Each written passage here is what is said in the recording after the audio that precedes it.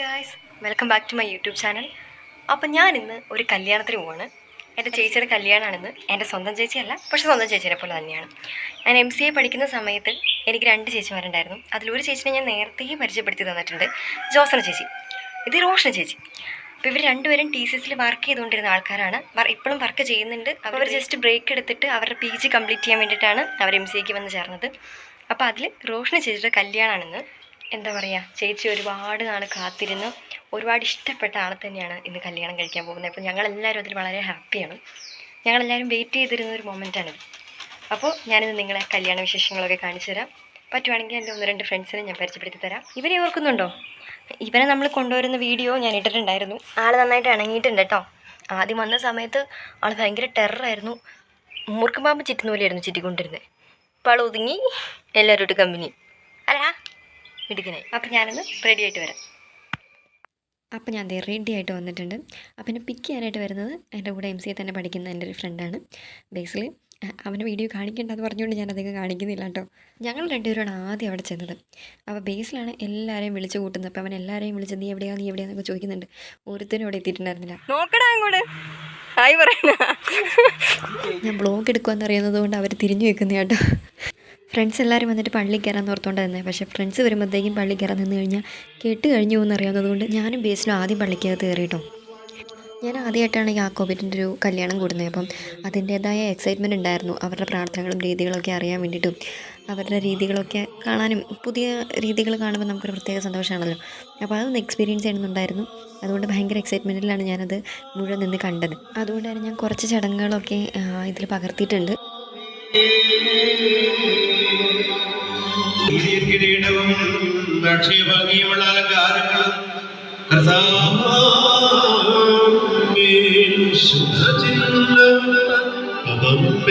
ചേട്ടായുടെ പേര് എൽദോസ് എന്നാണ്. അപ്പം എൽദോസ് ചേട്ടായി ചേച്ചിയുടെ കഴുത്തിൽ താലി കെട്ടുന്ന കണ്ടപ്പോൾ ഞങ്ങൾക്ക് എല്ലാവർക്കും ഒരുപാട് സന്തോഷം തോന്നി. കാരണം ഒരുപാട് നാളത്തെ കാത്തിരിപ്പിന് ശേഷം അവർ ഒന്നിക്കുകയാണ്. അപ്പം ഉറപ്പായിട്ടും അവരുടെ ലവ് സ്റ്റോറി അറിയുന്ന ഞങ്ങൾക്ക് എല്ലാവർക്കും ഭയങ്കര സന്തോഷമുള്ളൊരു ദിവസമായിരുന്നു ഒന്ന്.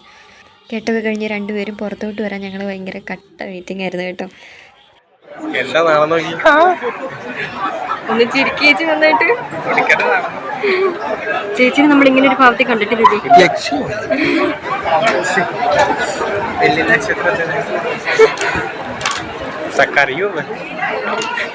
ഒരു കരസലിന്റെ വേണം. അമിതേ, കല്യാണം കഴിഞ്ഞ ചേച്ചിയോട് നിനക്ക് എന്താ പറയാനുള്ളത്? ചേച്ചിയോട് ചേച്ചിക്ക് ഗ്രീറ്റിംഗ്സ്. എന്തെന്ന്? ഇനിയിപ്പോ പെട്ടല്ലോ, ഇനിയിപ്പോ പറഞ്ഞിട്ട് കാര്യമില്ല. പെട്ടു. ആര് പെട്ടു? ചേച്ചി പെട്ടു, ചേട്ടൻ പെട്ടു? ഞാൻ ചേട്ടനെ ഉദ്ദേശിച്ചല്ലോ. റക്കു, കല്യാണം കഴിഞ്ഞ റോഷൻ ചേച്ചിയോട് നിനക്ക് എന്താണ് പറയാനുള്ളത്? എന്തെങ്കിലും പറ. എന്താണ് ഒന്നോട് പറ. തനി സ്വഭാവം പുള്ളിക്ക് അറിയാവുന്നതുകൊണ്ട് കുഴപ്പമില്ല. എന്നാലും കുറച്ച് ആദ്യത്തെ ഒരാഴ്ച ഡീസന്റ് ആയിട്ട്, അത് കഴിഞ്ഞിട്ട് തനിഗുണം കാണിക്കാമെന്നാണോ നീ പറയണേ? അവരൊന്ന് ഇണങ്ങി വരട്ടെ. അത് കഴിഞ്ഞിട്ട് എന്താന്ന് വെച്ചാൽ കാണിച്ചു. നിനക്കൊന്നും പറയാനില്ലടാ, നീ കൂടെ എന്തെങ്കിലും പറ. നീ ധൈര്യമായിട്ട് പറഞ്ഞോ. കേൾക്കേണ്ട ആൾക്കാരൊക്കെ കേട്ടോളൂ. നീ അതന്നെ, ആരും പേടിക്കണ്ട. അതെ, ഈ പുറകെ വരുന്നതൊക്കെ MCA ഫാമിലിയാണ്. എല്ലാവരും ഒന്നും ഇല്ലെങ്കിലും കുറേ പേരെങ്കിലൊക്കെ ഉണ്ട്. ഫ്രണ്ടിലുള്ളവരെ എല്ലാവർക്കും അറിയാലോ. ബേസിൽ ഞാൻ പറഞ്ഞു. ഈ വരുന്നതാണ് അക്ഷയ്. പുറകിലുള്ള ബുള്ളറ്റിൽ വരുന്ന ആളാണ് അബിൻ. ആദ്യം ബൈക്കിന് പോയ രണ്ടുപേരും നമിതയും സ്റ്റെഫിനും. കല്യാണമൊക്കെ കഴിഞ്ഞു അല്ലടാ? അതെ, സന്തോഷം. ആദ്യമായിട്ട് നമ്മൾ ചേച്ചീനെ ഇങ്ങനെ ഭയങ്കര ഇമോഷണലി കാണണേ. അല്ലെ ആളെപ്പോഴും ഭയങ്കര ചില്ലല്ലേ? ചിലപ്പോ സന്തോഷങ്ങളുള്ള സങ്കടം ആയിരിക്കുമല്ലടാ? അതും ആവാം. അതെ, ആനന്ദാശ്രു. എനിക്കോ? ചുങ്കമ്പള്ളിയോ? ഇല്ല, എനിക്കറിയില്ല. നിങ്ങൾക്കറിയില്ലേ? കത്തോലിക്ക എല്ലാവർക്കും ചുങ്കമ്പള്ളി അറിയണമെന്നുണ്ടോ? തൊടുപുഴക്കാരിയോ? ഞാൻ തൊടുപുഴ അല്ലല്ലോ, എന്റെ വീട് ഇവിടെ ഇല്ലല്ലോ. ഈ ഫ്രണ്ടിലിരിക്കുന്ന ആളാണ് ആറക്കു. അവരുടെ ശരിക്കുള്ള പേര് ആറക്ഷി എന്നാണ്. ഞങ്ങൾ ആറക്കു എന്നാണ് വിളിക്കുന്നത്. വണ്ടി ഡ്രൈവ് ചെയ്യുന്ന ആളാണ് ബിജു. അപ്പം നമ്മുടെ ആറക്കു ഫ്രണ്ടിലിരുന്നുകൊണ്ട് സീറ്റ് ബെൽറ്റ് ഇടാൻ മറന്നുപോയി. അപ്പോൾ അതിന് രണ്ടുപേരും കൂടി ഇരുന്ന് ഗുസ്തി കൂടുന്നതാണ് ഈ കാണുന്നത്.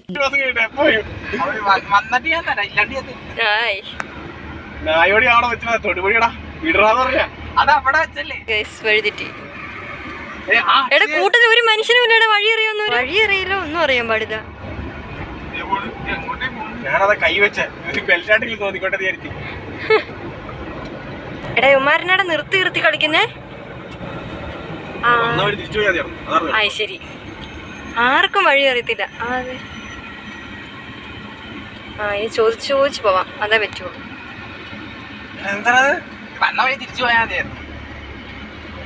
ദൈവമേ മതി.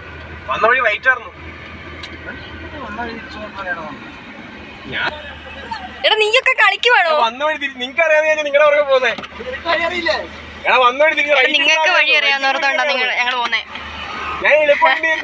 വഴി അറിയാൻ പാടില്ല ഒന്നും അറിയാം. പിന്നെ എങ്ങനെയാന്ന് പറഞ്ഞോണ്ട് നീ ആദ്യം പോയേ. അറിയാലോ, ഞങ്ങൾ അപ്പുറം വഴി വന്നത്. ഇത് എളുപ്പവഴി ഒരുത്തന് ഏതോ വഴിക്ക് പോകുന്നു, വേറൊരിടത്ത് നേരെ പോയി. രണ്ടുപേരും അവിടെ എന്തിനോ വേണ്ടി നിൽക്കുന്നു. ഞങ്ങൾ ഇവിടെ പെട്ട് കിടക്കുന്നു. എന്താ ഇത് സംഭവിക്കുന്നറിയില്ല. ഒരാൾ അങ്ങോട്ട് പോയി നിൽക്കുന്നു, ഒരാൾ ഇങ്ങോട്ട് പോകുന്നു, ഞങ്ങൾ നേരെ പോകുന്നു. എന്താ ഇത്? നല്ലൊരു 4 വഴിക്കോട് പോയി ആദ്യം ആരെത്തുന്നതെന്ന് നോക്കാനാണോ? എടാ മാപ്പിൽ പോലും ഇല്ലാത്ത സ്ഥലം ഏതാടാ? പിന്നെ മാപ്പിട്ടാ പോരെ? അതെന്നെ പിന്നെ നിങ്ങൾ ഇടാത്തെ ആവോന്നോ? ഒന്നിനും ആളുമില്ല. ആദ്യം ബോധമുള്ളവരൊക്കെ മാപ്പിട്ടാലേ കിട്ടുള്ളൂ, മനസ്സിലായോ?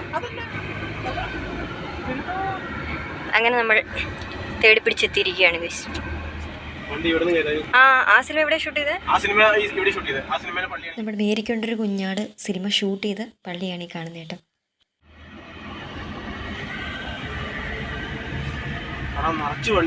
ചുങ്കംപള്ളി. അങ്ങനെ ലാസ്റ്റ് നമ്മൾ സ്ഥലം തേടി കണ്ടുപിടിച്ച് എത്തി ഗൈസ്.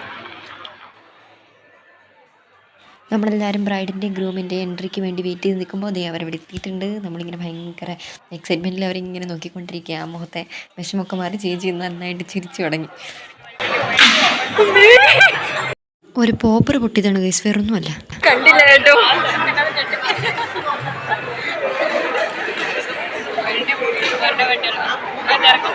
ആദ്യത്തെ പോപ്പർ പൊട്ടിയത് ശരിക്കും കണ്ട് ആസ്വദിക്കാൻ പറ്റാത്തതുകൊണ്ട് അടുത്തത് എപ്പോൾ പൊട്ടും എന്നുള്ള എക്സൈറ്റ്മെൻറ്റിലായിരുന്നു ഞാനിരുന്ന്. അങ്ങനെ പൊട്ടി കണ്ടപ്പോൾ ഒരു സന്തോഷം.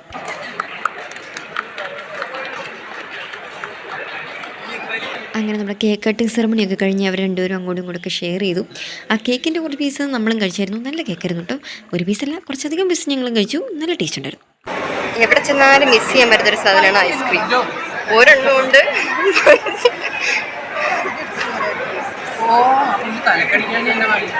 ഒരെണ്ണം ഉണ്ട്, 10-20 ആൾക്കാരും ഉണ്ട്.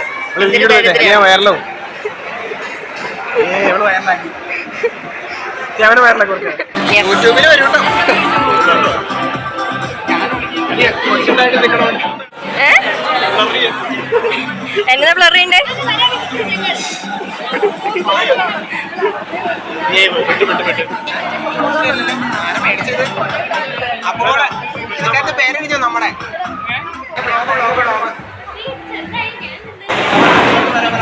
Happy married life.